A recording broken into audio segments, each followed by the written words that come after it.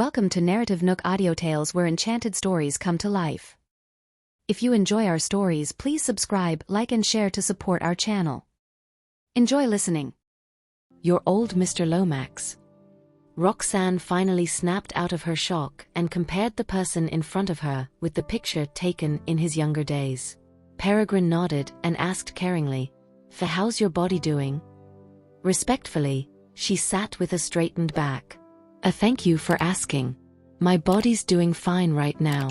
I'm sorry for greeting you in such an impertinent manner." Then she tried to leave the bed. In response, Peregrine waved his hand. It's fine. You're a patient. There's no need for you to mind your etiquette." He turned to Lucian. How did Miss Jarvis wake up? Did an expert create the antidote?"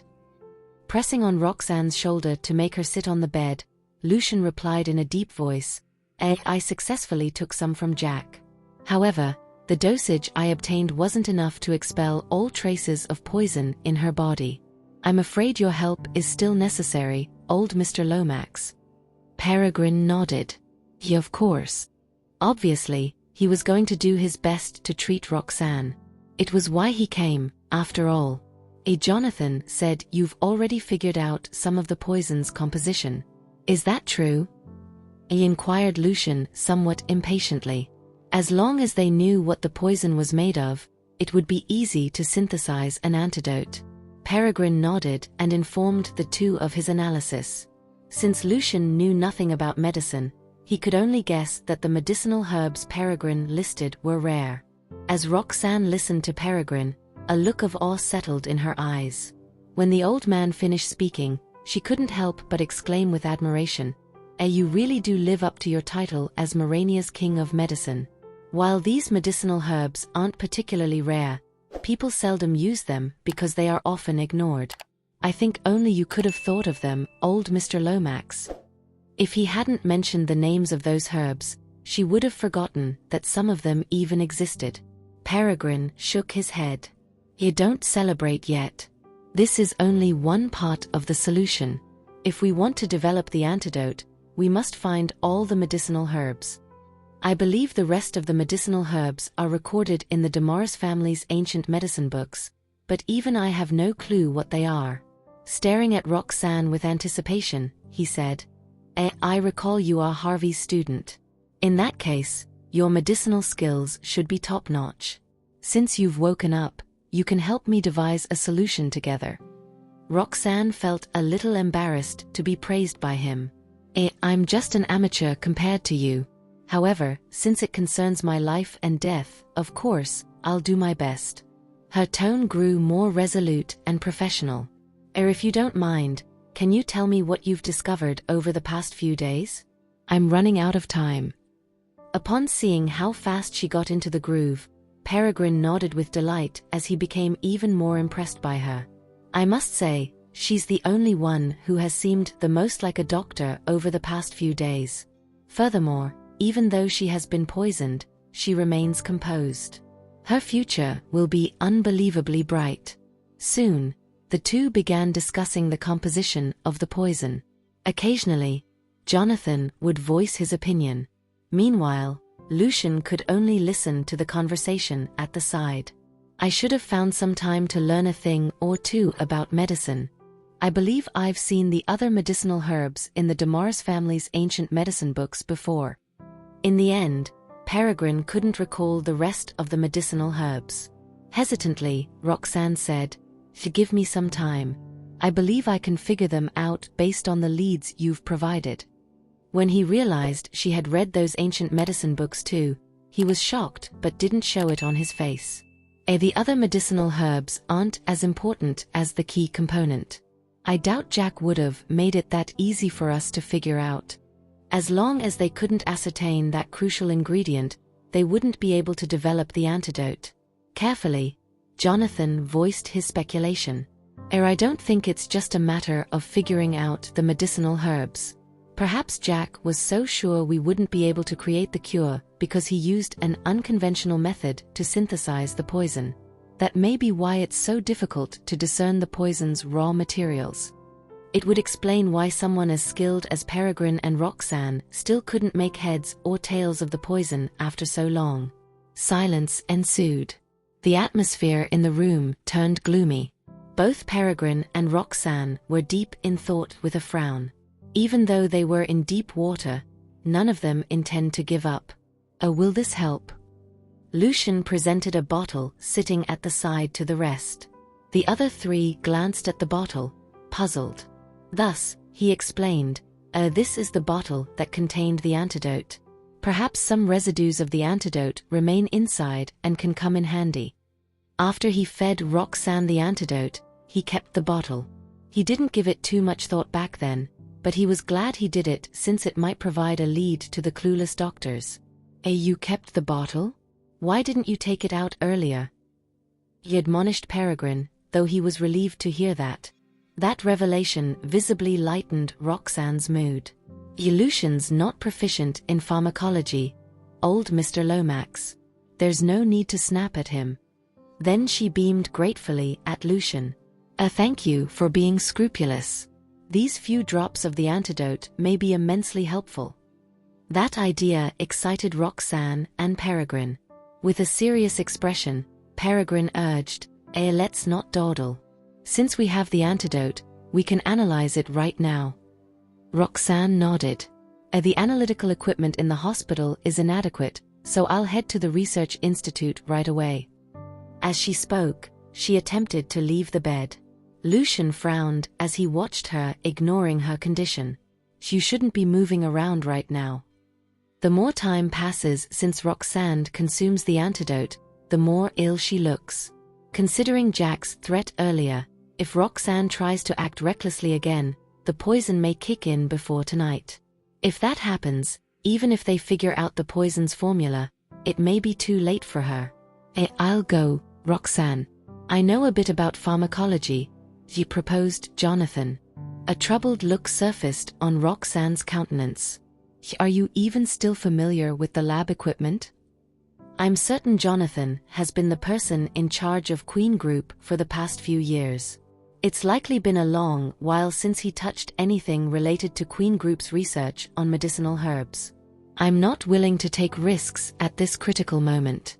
Embarrassed, Jonathan rubbed his nose. How about I ask a trustworthy employee in my company to do it? She shook her head. No, I still want to do it myself. I can't trust others to pull it off. You understand me, don't you? Upon hearing that, he nodded. I do. It concerns your life, after all. Naturally, you want to be meticulous about it. However, he carefully glanced at Lucian. Based on his expression alone, I can tell he won't let her go. Jack was confident no one could crack his formulae, which means he must have done something special when synthesizing it. I've been working with him for a long time, so only I know how to figure it out. Turning to Lucian, she pleaded sincerely. If we submit to him tonight, there'll be a next time. We can't allow him to keep acting arrogantly like that. We must end this today. Of course, Lucian understood her reasoning. However, he cared more about keeping her alive. After staying silent for a long while, Peregrine spoke up. Before we create the antidote, you should stay on the bed and avoid wearing yourself down. In response, a dejected look swirled in Roxanne's eyes. But is there even anyone who can see through Jack's trick except me? No, I must go. There's not much time left. If you insist on tiring yourself, you may trigger the poison ahead of time. When that happens, there won't be enough time to save you, even if you ask Jack for the antidote. A serious expression formed on his face. You should know you mustn't move when your blood vessels are hardening. Lucian was astonished to hear that. Roxanne knew what would happen if she forced herself to leave the bed, yet she still wanted to follow through with her plan. Upon pressing Roxanne's shoulder with his hand, he stared at her with a resolute look. No matter what, I won't let her leave the bed. In response, she lowered her head in guilt. I just think I can develop the antidote before the poison activates. That way. His cold voice interrupted her. Did it occur to you that you're gambling with your life right now? Resignedly, she raised her head to meet his eyes. I don't want us to live under Jack's thumb. I'm primarily worried about Lucian. He was always an outstanding man, never submitting to anyone else. However, because of me, he's willing to sacrifice his marriage. For 6 years, he never made any compromises on his marriage. Yet, just thinking about that makes me feel like I'm dragging him down. I can't help but blame myself, and I don't want to see him defer to anyone for any reason. At the same time, I don't want any involvement with that two-faced Jack anymore. I'd rather submit to Jack than let you die, uttered Lucian as he grasped her hand. Roxanne had no choice but to abandon the idea of visiting the research institute due to Lucian's insistence and come up with another one.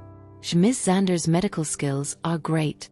Knitting his eyebrows, Lucian proposed, maybe you can ask her to go to the research institute in your stead. Then you can tell her what to do on the phone. If I remember correctly, Madeline has always worked in the medical industry. She even treated Roxanne with a few experts during the past few days. Her skills are clearly extraordinary. Hesitation flashed past Roxanne's eyes. Madeline. But she may have excellent medical skills, but she's not very good when it comes to pharmacology. After a brief contemplation, she concluded that there was no other way and nodded. I'll call her right now and ask her to head to the research institute. At most, I'll ask her to carry out the test before I read the results through a video call. Promptly, she called Madeline, and the latter answered. I was just about to visit you, Roxanne. How are you doing right now? Roxanne went straight to the point. Go to the research institute right now, Madeline. Mr. Queen will send the antidote over later. Please help me analyze the antidote's components there. It doesn't have to be thorough. Just do as much as you can. Upon hearing that, Madeline felt her heart drop. Still, despite not knowing what had happened, she immediately stood and said, I'll head out right now. Contact me if anything comes up. Call me once you reach the research institute. Then Roxanne hung up the phone and turned to Jonathan. Please deliver the antidote to the research institute. He grabbed the bottle and assured her, I'll reach there as fast as I can. We'll definitely develop a cure. In response, she smiled at him weakly. Without delay, he dashed out of the room, then the building, and drove speedily toward the research institute. When he arrived at his destination, he saw Madeline waiting at the entrance with Linda. Roxanne had also called Linda for help. What's the situation right now, Mr. Queen? Why do we suddenly need to study the antidote's components? After grabbing the bottle, Madeline strode toward the laboratory. Jonathan disclosed, the antidote Jack provided yesterday didn't have enough dosage to remove the poison from Roxanne's body completely. So, we still need to synthesize our own antidote to save her. That shocked Madeline. What? How can Jack do such a thing? That's so vile. Yep. He's a despicable man. Worry bubbled in Madeline's heart. If that's the case, then Roxanne. Linda couldn't believe her ears. Earlier, when Roxanne called me, she only asked me to lend Madeline a hand. I didn't expect the situation to be this dire. Despite her apprehension, she cheered herself and the other two up. Dr. Jarvis will be fine. She's a distinguished doctor. Even Dr. Lambert claimed she's his most outstanding student. At the same time, she prayed for Roxanne's safety in her heart. When the trio arrived at the laboratory, Madeline cleared her mind and called Roxanne. Concurrently, in the ward, Roxanne and Peregrine discussed the methods to analyze the antidote's content. A single test won't be sufficient. However, we only have a limited amount of the antidote left. We need to come up with the most efficient and effective way to examine it, suggested Roxanne. Her voice sounded weak due to her feeble body and her speaking too long. Peregrine was worried about that problem, too. After the two came up with a few possible solutions, Madeline called. Roxanne answered the call and heard, I've arrived, Roxanne. What do you need me to do? Her tone sounds somber. Jonathan probably told her about what was going on with me. However, I don't have the time to comfort her right now. Without delay, she informed Madeline of Peregrine's and her plan. Madeline listened attentively and voiced her opinion when she noticed something illogical. Eventually, they came up with 3 tests to conduct on the antidote that wouldn't waste it and would ascertain its components effectively. Although, Madeline couldn't help but blurt, "Just still, there's no guarantee it'll have the medicinal herbs you need." Grinning, Roxanne comforted, With how things have turned out, we can only do our best. I'll be counting on you." With that, Madeline began conducting the tests in silence. Meanwhile, Jonathan held his phone for Roxanne and Peregrine to watch Madeline's movements through a video call. It was just in case Madeline got something wrong. At the side, Linda clenched her fists nervously and prayed in her heart. There must be a medicinal herb within it that Dr. Jarvis needs. Considering how many people she has saved, I'm sure Lady Luck will smile at her. You can start the next test. I'll check the report later, uttered Roxanne upon noticing the conclusion of the analysis. Just as she ended her sentence, she coughed twice. The pain was radiating from her body. Still, she endured the agony and continued to watch Madeline work. Upon seeing her like that, Peregrine turned toward the instruments monitoring her status next to the bed. When he saw the numbers on the screen, he peered at Roxanne with a complicated look. Her body's deteriorating fast because the antidote has run its course. Based on the values I'm seeing, she must be in excruciating pain right now. Yet, she's still holding herself together to keep going. Her willpower is really a rare sight. Although, I'm not sure how much longer she can hold on. Similarly, Lucian had noticed the rapid decline of Roxanne's condition. He could feel his heart sinking. However, he was aware of the importance of her work. Thus, he stood quietly at the side while his hatred for Jack burned brighter. That despicable man. How dare he make Roxanne suffer? Once she's recovered, I'll pay him back by 1,000-fold. The trio in the laboratory didn't have time to look at the screen, but they could still tell Roxanne's condition had worsened through her voice alone. As her voice grew weaker, the trio became more despondent. Madeline's hands were even trembling. Upon noticing her friend's expression, Roxanne lifted her spirit and comforted Madeline with a smile. "Calm down, Madeline. Just make sure you don't make any mistakes. I can still keep going." Lowering her eyes, Madeline nodded wordlessly and did her best to compose herself while holding back the lump in her throat. Eventually, noon arrived. Noticing that, Lucian asked Caden to buy them lunch. However, Peregrine and Roxanne were too absorbed in their work to eat. "You should eat something," Lucian persuaded resignedly. "Even if you don't, old Mr. Lomax should still do so." In response, Roxanne reluctantly turned her attention to Peregrine for a few seconds. "I heard from Lucian that you've been staying up all night for the past few days, old Mr. Lomax. I bet you must be tired. You should eat something. I can still keep my eyes on the screen." "I am feeling quite tired." Peregrine sighed. I suppose my body isn't as vigorous as it used to be." "Very well, then. I'll eat while you keep watch." Then, he started eating at the side. She nodded and returned to the screen to watch Madeline work. Furrowing his eyebrows, Lucian wanted to advise Roxanne to eat since she didn't seem to do that. However, he swallowed his words when he thought about how she was saving herself. Hence, he grabbed the lunchbox from Caden, plopped down next to the bed, and fed her. Roxanne was so focused that it took her a few seconds to realize she was eating. She flashed an apologetic smile at him after detecting the heart-wrenching look in his eyes. It's fine if you work. Although, you still need to eat," remarked Lucian with resignation. Without hesitation, she shifted her sight back to the screen and saw Madeline had inserted the rest of the fluid into the testing instrument, waiting for the result. When the test was over, Roxanne recommended, "It's noon already, so all of you should get some rest. Linda, please help buy lunch for Madeline and Mr. Queen." Linda promptly agreed and left. The other two took a breather. As Peregrine ate his lunch, he witnessed how Lucian cared for Roxanne and commented, "Your relationship with him sure is splendid." Roxanne was slightly taken aback by that. Then, she realized she was still being fed lunch by Lucian like a child. Upon detecting the delight in the old man's eyes, she lowered hers with embarrassment and grabbed the lunchbox from Lucian.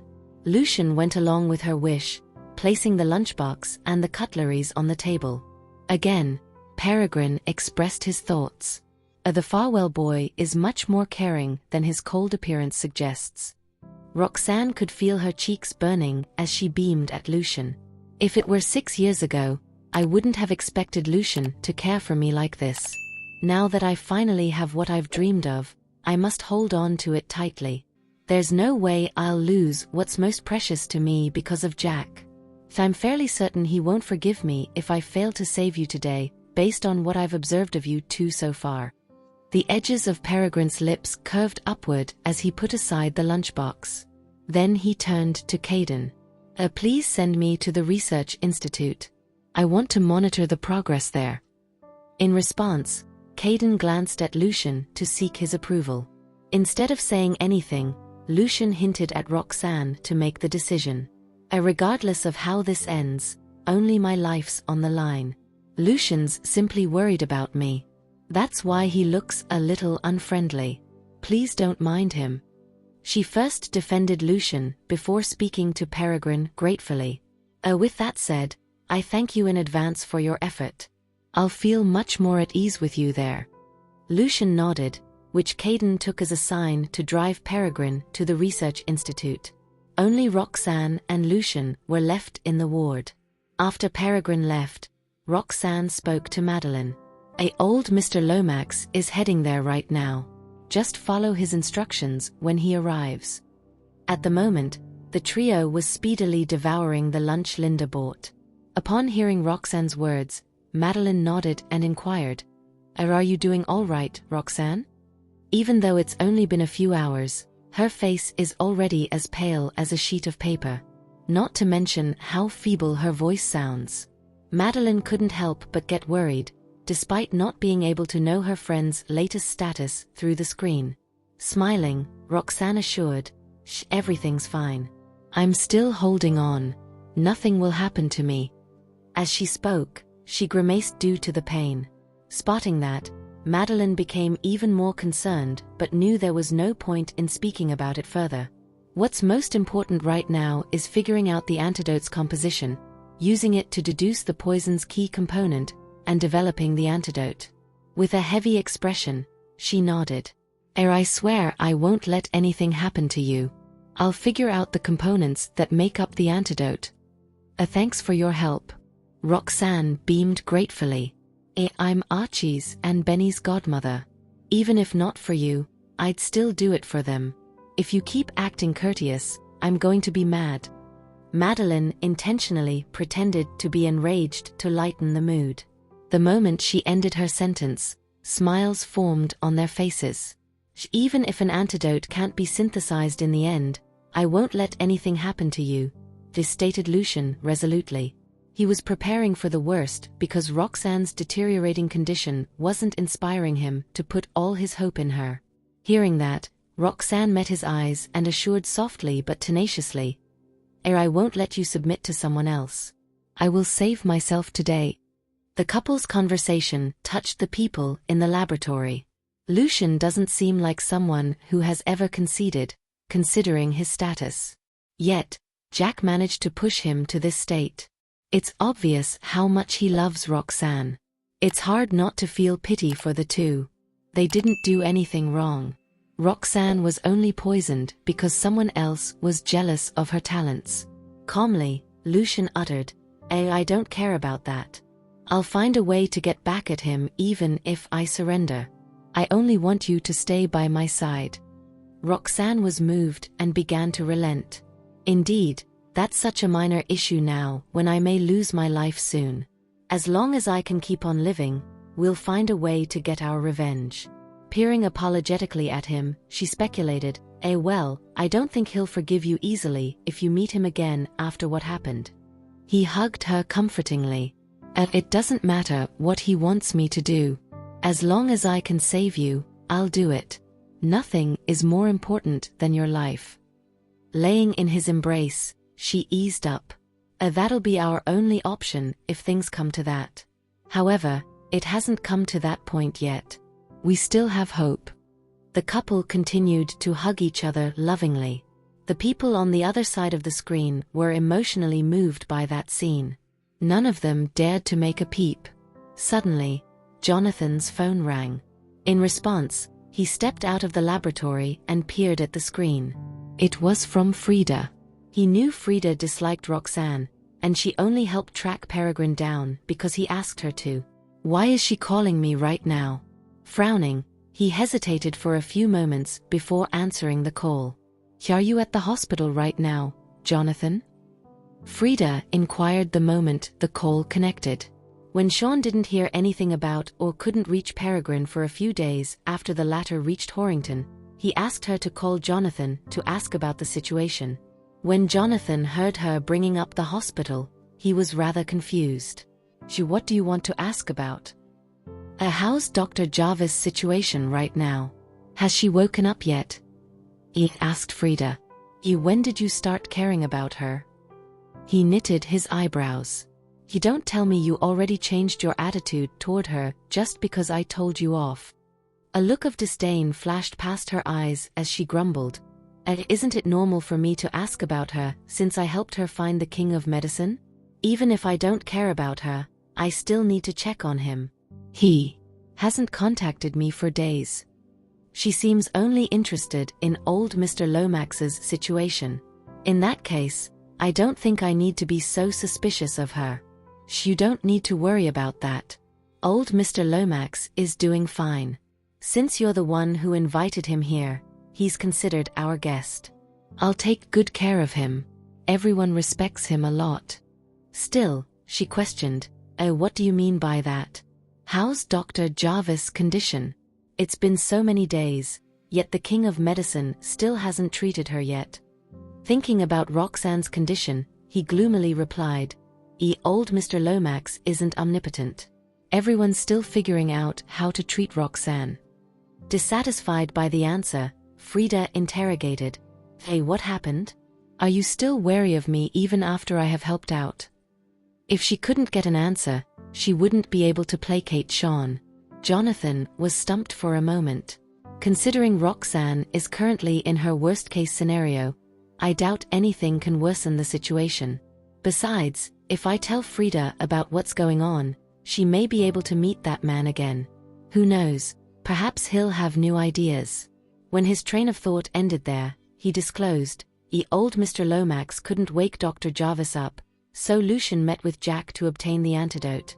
However, the antidote could only keep Dr. Jarvis alive for a little longer. It'll lose its effectiveness tonight, so old Mr. Lomax is doing research to come up with the cure with us right now. What? Exclaimed Frida. I can't believe Jack concocted a devious plan like that. How loathsome. Sighing, Jonathan agreed. Who could have imagined the heir to the Damaris family is such a vile man? Then he thought of something and reminded, if news about this matter spread, the Damaris family's reputation will go down the drain with Jack as precedent. You better realize what you should and shouldn't do. Frida was annoyed by Jonathan's lecture. Let's see what else he'll say when I become Mrs. Crawford. All right. It's as if I've not done enough by bringing the King of Medicine here to help with the treatment. What else do you want from me? Frida started giving Jonathan an attitude when she thought she might become a part of the upper echelons of society.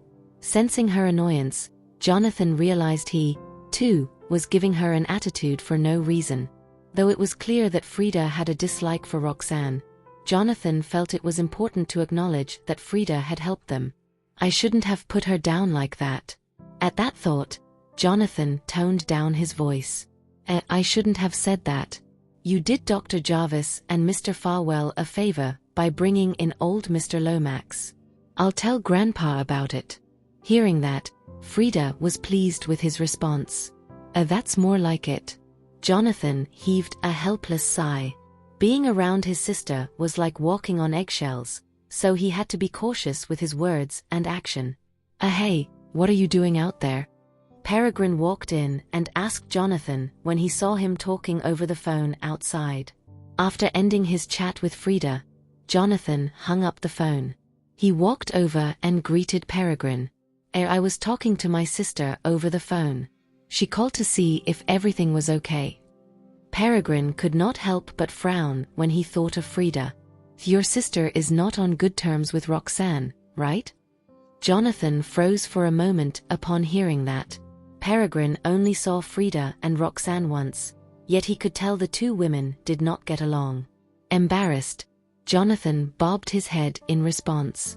"Frida is a little difficult to deal with, but she's changing for the better." Despite his lingering doubts, Peregrine remained silent and decided not to pursue the matter further. "Why would Frida invite me over if Frida is not on good terms with Roxanne? Even the man named Sean has never shown up." Jonathan and Peregrine then entered the lab. Madeline, who had just finished her lunch, started operating the machines again. Upon spotting Peregrine in the lab, she stopped working and greeted him. You're here, old Mr. Lomax." Peregrine nodded, gesturing for her to continue her work while he stood beside her and watched. As time continued to tick away, a molecular formula began to appear on the screen. Some ingredients the system suggested even got Peregrine thinking about what other ingredients they could go with. Meanwhile, on the other side of the phone, the experts brought in the results of the blood test. Roxanne looked at the thin paper and went deep in thought. Peregrine and Roxanne examined the ingredients together, but they could not quite identify one specific medicinal herb. The elderly man stared at the molecular formula on the screen and murmured, "It seems there's no need to neutralize the effect of the poisonous herbs that appeared in our analysis with that particular medicinal herb." Clearly, someone had altered the molecular formula on the screen. It was unlikely for anyone to use that medicinal herb to dispel the poison. Yet, Jack used it to concoct the antidote for Roxanne. Meanwhile, over at the Queen residence, Frida began dressing up after ending the call with Jonathan. After spending an hour doing her makeup and another 30 minutes trying on clothes, she headed off to the mansion in the suburbs to meet Sean. She could have clarified things with him over the phone, but she chose to meet him because she had an ulterior motive. Time ticked by slowly. As the sky grew darker, more components of the antidote were known. But alas, there was still no lead on the most crucial medicinal herb. Roxanne's condition was worsening. At noon, she could still sit up by herself. However, at that moment, she had to lean against Lucian to sit up. She had to clench her jaw all the time to prevent herself from groaning due to the severe pain. We're running out of time. I'm contacting Jack now." The sight of her in pain made Lucian feel extremely anxious. Roxanne grabbed his wrist with great difficulty and said, "Let's wait a little longer. I can still hold on for a little while. We still have hope as long as we're not at a critical moment." Holding on to the last hope, Peregrine tapped on the molecular formula on the screen and said, "Let's do another test. I want to find out what this is." Without wasting any time, Madeline poured the liquid onto the apparatus and did another test. Before the results were out, Peregrine suddenly came to a realization and said in a deep voice, I got it. The key is not the medicinal herb. It's a chemical added during the manufacturing process." The altered molecular formula was exactly the result of the medicinal herbs mixed with chemicals. Upon hearing that, Madeline, too, came to her senses and said to Roxanne excitedly, Roxanne, did you hear that? Old Mr. Lomax has figured out the key ingredient. We can start creating the antidote right away." Creating the antidote was a piece of cake as long as they knew what the key component of the poison was. Roxanne heaved a sigh of relief and forced a smile. That's great." Madeline had been busy conducting tests the entire afternoon that she did not realize Roxanne's current condition. The moment Madeline noticed Roxanne's condition had worsened, the smile on her face gradually disappeared and was replaced with a look of worry. But we're running out of time. We've spent so much time figuring out the components of the poison. Judging by Roxanne's condition, she might not be able to hold on until we've created the antidote.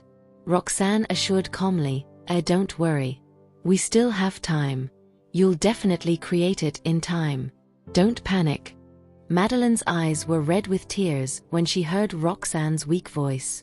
When she saw Peregrine still fumbling around for the formula of the antidote, her panic rose to new heights. Moments later, Peregrine approached the phone screen and glanced at Roxanne with a grim look. This isn't quite right. Roxanne felt her heart sink a little. Why would you say that? Peregrine shook his head slowly. Based on my medical experience, this formula can slow down the effect of the poison, but it doesn't get rid of it completely. It doesn't work that way no matter how much you consume. Just then, Roxanne thought of something, and she was shocked by Jack's viciousness. With a frown, she asked, is it possible that this isn't an antidote at all? Instead, it only functions to slow down the effects of the poison. Jack wants to use this tactic to acquire Farwell Group and the Research Institute. The thought of that sent a chill down Roxanne's spine. She turned to look at Lucian and held his hand. At first, she was open to the option of Lucian looking for Jack if they came to a dead end. However, after realizing what Jack had been planning, she could not let Lucian meet Jack anymore. Jack already knows we're trying to find the antidote. Who knows what he'll do to it when Lucian meets him? Thank you for listening. If you have enjoyed this story, please like and share so others can see it too. Also hit the subscription button and notification bell so you can be notified on our next release. Thank you for your support. God bless you.